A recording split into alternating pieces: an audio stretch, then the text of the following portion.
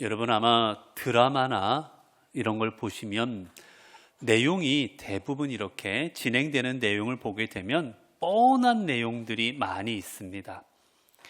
그 중에 하나가 뭐냐면 어떤 사람이 실패하는 과정을 보게 되면 언제 실패하느냐, 어떤 사람이 뭔가를 하다가 이제 뭔가 잘 이루어집니다.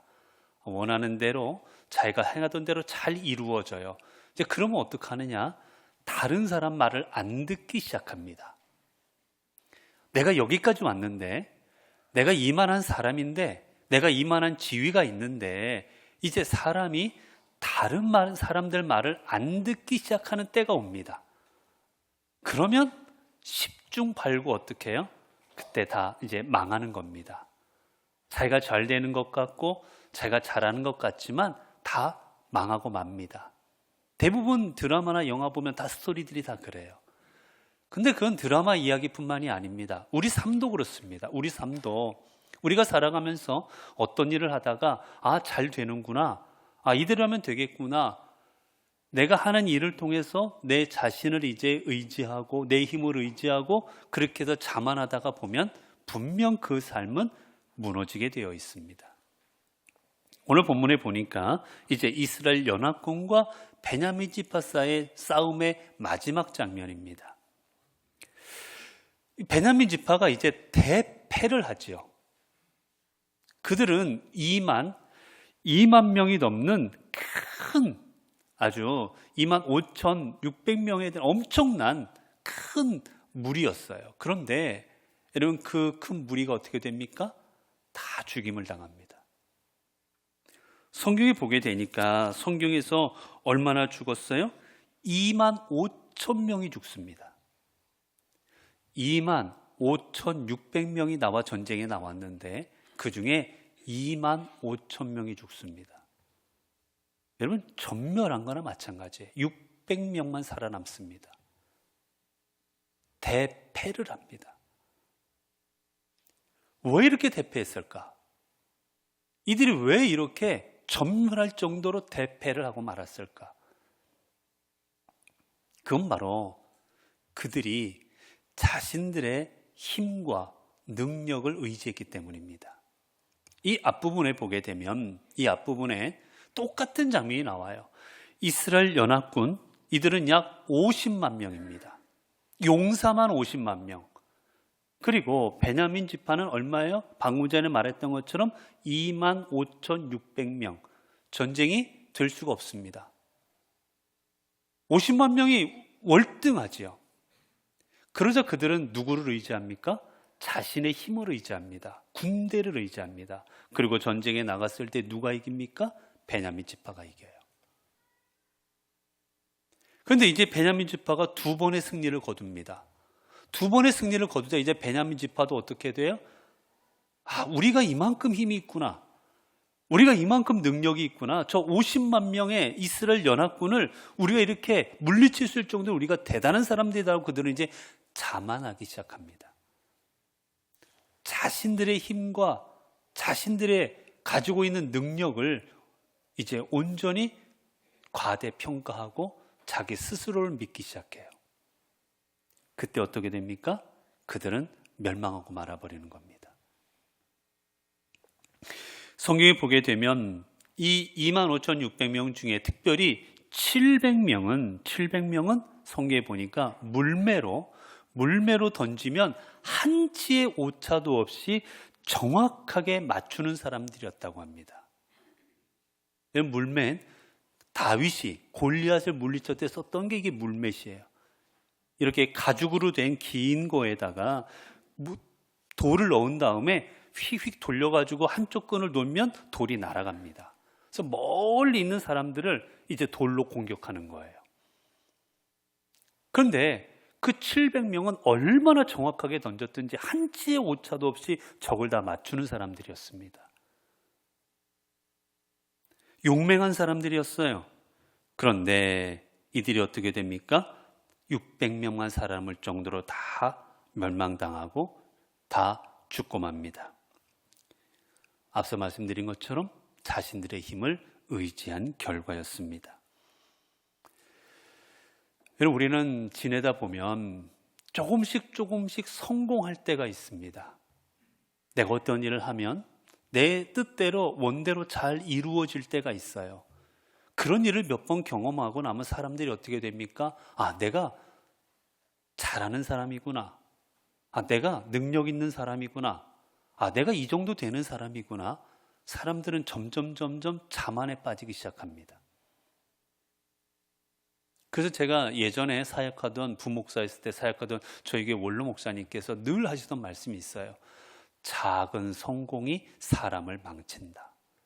목회하면서 작은 성공이 사람을 망칠 거니까 너희가 목회하면서 조금 잘 됐다고, 조금 너희가 원하는 대로 세팅이 되었다고 절대 자만하지 말라고.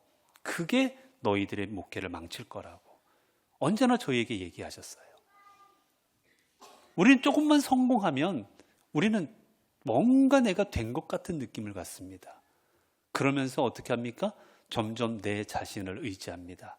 내 판단, 내가 가지고 있는 경험, 내가 가지고 있는 지식들, 그러면서 우리는 점점 멸망의 길로 걸어가게 되는 거지요. 여러분, 그렇지 않습니까? 건강하면 어떡합니까? 여러분, 사람이 건강할수록 하나님을 안 찾습니다. 여러분, 내가 돈이 있을수록 하나님 안 찾습니다. 여러분, 내가 성공할수록 하나님 안 찾아요. 왜 그렇습니까? 내 힘과 능력으로 된다고 생각하기 때문입니다.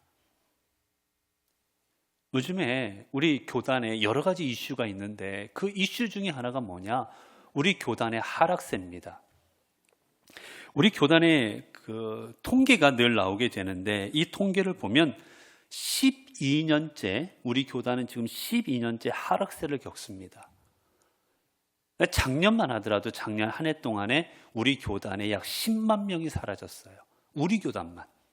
다른 교단은 그만두고 우리 통합교단만 10만 명이 작년에 사라졌습니다. 여러분, 10만 명이면 얼마 됩니까? 10만 명이면 100명 되는 교회가 1000개가 없어진 거예요. 그 정도로 지금 교세가 점점 줄어지고 있습니다. 근데 우리 교단뿐만이 아니고 다른 교단도 마찬가지고 우리 기독교뿐만이 아니라 천주교, 불교 다 마찬가지입니다. 그런데 여러분, 돌이켜 보면 왜 우리는 이렇게 점점 기독교 인구, 더 크게 보면 종교 인구가 점점 줄어들고 있을까? 제가 어저께 신문 하나 보니까 우리나라 GDP가 여러분 일본보다도 훨씬 높습니다. 우리 예전에 GDP가 낮아가지고 일본보다 낮다 지금은 일본보다 GDP가 높은 나라가 됐어요. 국민 총생산이 훨씬 아주 선진국 반열에 들어섭니다. 우리 살아가는 거 옛날보다 좋아졌습니다. 여러분, 시대가 사람이 살기 좋아지면 좋아질수록 교회 안 나갑니다. 교회 안 나가도 병원 다니면 질병 치료받고, 교회 안 나가도 내가 해외여행 다닐 수도 있고, 내가 원하는 거 누릴 수도 있고, 여러분, 삶이 풍요로워질수록 교회 안 나갑니다. 우리나라가 제일 힘들었을 때는 언제냐? 요 근래로 보게 되면 요 근래 일제시대부터 계속해서 힘들었어요. 일제시대, 그리고 6.25 전쟁, 그리고 7, 80년대 극심한 가난.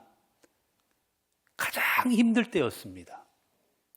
근데 역설적이게도 우리나라 기독교가 폭발적으로 성장한 건 바로 그 시대입니다.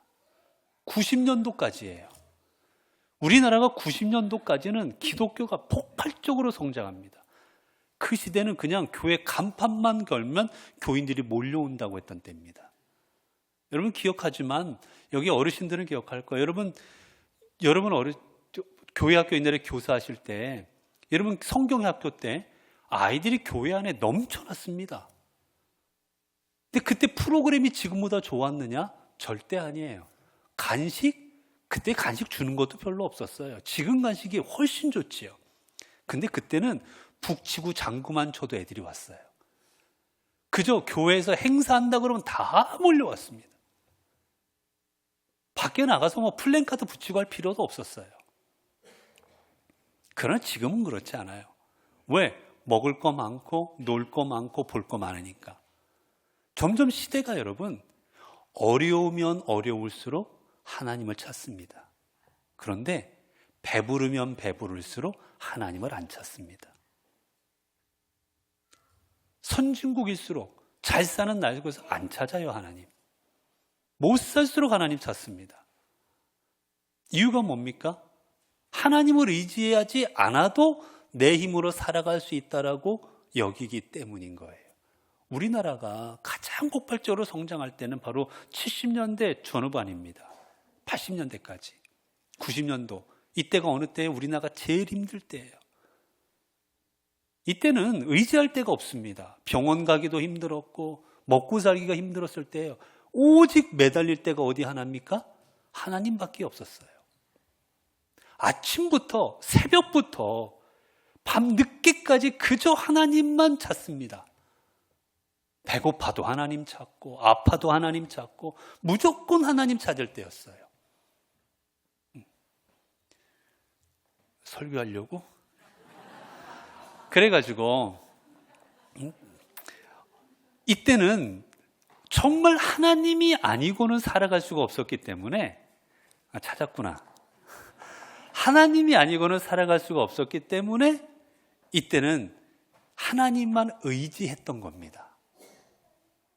그런데 지금은 하나님을 의지하지 않아요. 배가 불러서.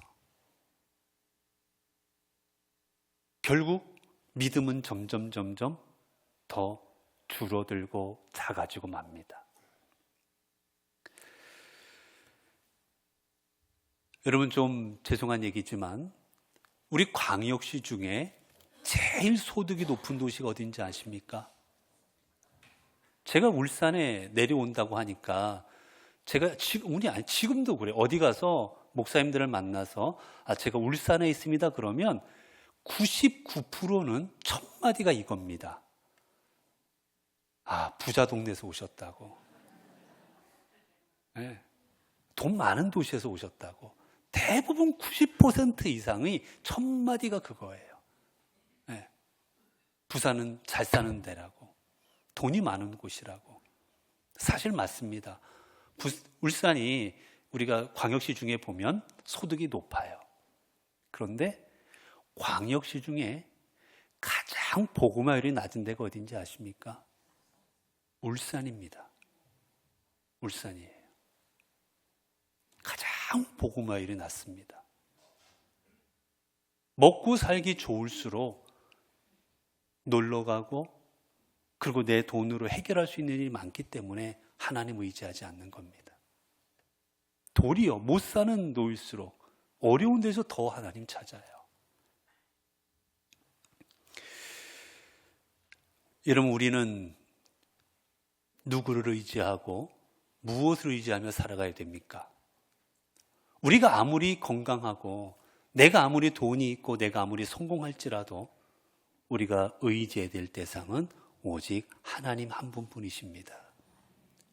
성경에 보면 예수님께서 마지막 잡히시던 밤에 베드로와 제자들이 예수님과 함께 있는데 대제사장들 보낸 사람들이 예수님을 잡으러 옵니다. 그때 베드로가 주님을 지키고자 합니다.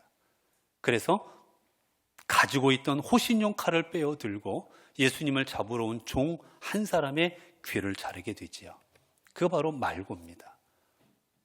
그때 예수님께서 그 귀를 고쳐주시고 그들에게 베드로에게 한 말씀이 있어요. 이렇게 말씀하십니다. 내 칼을 도로 칼집에 꽂으라. 칼을 가지는 자는 다 칼로 망하느니라. 너는 내가 내 아버지께 구하여 12군단 되는 더 되는 천사를 보내시게 할 수 없는 줄로 아느냐. 쉽게 말하면 베드로야 칼을 의지하지 말아라. 내가 칼로 나를 지킬 수 있다고 생각하느냐? 칼을 의지하지 말고 이 모든 것을 주관하시는 하나님 앞에 맡기고 나아가라고 하나님이 이루시는 일이라고 그에게 이야기하시는 장면이에요. 사도 바울은 많은 사람에게 능력을 행하는 하나님의 사도였습니다. 말씀을 전하는 주님의 귀한 사도였지요. 근데 그에게 하나 큰 흠이 있었습니다. 성경은 그 흠이 뭔지는 나오지 않지만 우리가 성경학자들의 이야기를 그들이 분석하는 것을 보면 어떤 사람은 간질이다라고 이야기도 하고 어떤 사람은 눈이 잘 안 보였다 이야기하기도 하고 뭐 여러 가지 이야기들을 해요. 그런데 뭐가 되었든지 간에 그 일은 성도들 앞에 참 흠이 되었던 일 같습니다. 성도들 앞에 참 부끄러운 일이기도 하고 어떻게 보면 창피한 일이기도 했던 것 같아요. 그 사도 바울이 하나님 앞에 3번이나 구합니다. 이 병을 낫게 해주십시오. 근데 하나님께서 뭐라 하십니까? 내 은혜가 내게 족하도다 하시고 낫게 하여 주지 아니하십니다. 그때 그 장면 속에서 사도 바울이 이렇게 고백하지요. 그가 자기를 낫게 하지 않는 그 주님께서 자기를 낫게 하는 그 사건 속에서 이렇게 고백합니다. 여러 계시를 받은 것이 지극히 크므로 너무 자만하지 않게 하시려고 내 육체의 가시 곧 사탄의 사자를 주셨으니 이는 나를 쳐서 너무 자만하지 않게 하려 하심이라. 이것이 내게서 떠나가게 하기 위하여 내가 3번 주께 간구하였더니 나에게 이르시되 내 은혜가 내게 족하도다. 이는 내 능력이 약한 데서 온전해짐이라 하신지라. 그러므로 도리어 크게 기뻐함으로 나의 여러 약한 것들에 대하여 자랑하리니 이는 그리스도의 능력이 내게 머물게 하려 함이라. 여러분, 하나님께서 사도 바울에게 가시를 주십니다. 이유는 무엇이었냐면 너무 사도 바울이 능력이 있었기 때문이에요. 그래서 자만할까 봐, 자신의 힘과 능력을 의지할까 봐 하나님께서는 그에게 사탄의 가시를 주십니다. 그것을 깨달은 사도 바울은 내가 오직 하나님만 바라보라고, 오직 내가 하나님만 의지하라고 하나님께서 내게 가시를 주셨구나. 그는 깨닫고 나는 약함으로 인하여서 내 그리스도의 능력이 내게 임하도다라고 고백하고 있습니다. 여러분, 주님의 능력은 능력 많은 사람에게 임하지 않습니다. 주님의 능력은 나의 연약함을 고백하는 사람에게 임하여 줍니다. 왜 그렇습니까? 그 사람만이 하나님을 의지하기 때문이에요. 잠언 11장 28절에 이렇게 말씀하십니다. 자기의 재물을 의지하는 자는 패망하려니와 의인은 푸른 잎사귀 같아서 번성하리라. 잠언 28장 25절에는 여호와를 의지하는 자는 풍족하게 되느니라. 사랑하는 성도 여러분, 이 땅을 살아가는 우리 곁에는 늘 주님께서 우리와 함께 하십니다. 그리고 우리와 함께 하시면서 때로는 우리의 손을 잡아주시고 때로는 우리의 길을 밝혀주시고 우리가 가야 될 길을 우리에게 지시하여 주십니다. 2025년 한 해를 살아가는 동안에 여러분 자신을 의지하지 마시기 바랍니다. 우리 자신은 언제든지 무너질 수 있고 우리 자신은 언제든지 다시 죄 가운데로 돌아갈 수 있고 우리 자신은 언제든지 하나님을 배신할 수 있는 연약한 존재들입니다. 이 존재임을 깨닫고 우리의 연약함을 주님께 고백하고 나아갈 때 하나님께서는 사도 바울을 강하게 하시고 그 연약한 사도 바울에게 하나님의 능력을 주셔서 하나님의 능력의 사도로 쓰임받게 하셨듯 올 한 해 우리가 주님 앞에 우리의 연약함을 고백하고 오직 하나님을 의지하고 나아갈 때 하나님께서는 당신의 능력을 우리에게 허락하셔서 능력의 사람으로 살아가도록 우리들을 이끌어 주실 것입니다. 기도하겠습니다. 은혜로우신 하나님, 감사합니다. 이렇게 저희들 오늘도 주님의 말씀을 통하여 우리가 어떻게 진리의 삶을 살아가야 될지, 진리의 길을 걸어가야 될지, 영생의 삶으로 나가야 될지를 이 시간 깨닫게 하여 주시니 감사합니다. 하나님, 저희들 주님 앞에 늘 믿음으로 산다 하지만 늘 믿음의 모습이 아닌 주님을 떠나기도 하고 주님께도 원하시지 않는 모습으로 살아갈 때가 너무나 많았습니다. 때로는 내 힘을 의지하고 내가 가진 것을 의지하고 사람을 의지하고 다른 것들을 의지하며 살아갈 때가 많았습니다. 그래서 실패했고 넘어졌고 무너졌습니다. 하나님, 이제 2025년 한 해는 사도 바울이 그랬던 것처럼 우리 자신 오직 주님 앞에 연약한 존재임을 고백하며 주님을 의지하는 삶을 살아가게 하옵소서. 그리할 때 연약한 저희들을 도우시고자 우리에게 허락하시는 하나님의 능력으로 말미암아 능력 있는 삶을 살게 하옵소서. 우리 주 예수 그리스도의 이름으로 기도드리옵나이다. 아멘.